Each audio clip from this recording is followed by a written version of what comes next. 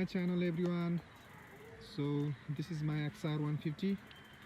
मसँग आरसी त छँदै छ हैन, तर यो बाइक पनि मेरो अर्को बाइक हो जुन चाहिँ अफ रोड लागि मोस्टली युज हुन्छ। अफ रोड लागि नर्मल युज लागि युज गर्छु मैले यो बाइक चाहिँ, आरसी चाहिँ त्यति साह्रो युज गर्दिन। सो 1 इयर जति भयो मैले यो बाइक लिएको हैन। I am planning to give review of this bike. 1 year सम्म मैले के कुराहरू चेन्ज गरेँ हैन, 1 इयरमा राम्रो नराम्रो कुराहरू मैले भोगेको कुराहरू। सो मैले पनि सेकेन्ड ह्यान्ड नै लिएको हो, तर राम्रै कन्डिसन थियो म लिँदाखेरि। समथिङ 6000 7000 जति कुदै थियो हैन। कति प्राइसमा लिए के लिए सबै कुरा म भनिदिने छु। Comment down below so that I can give reviews हैन about the good things and bad things about the bike.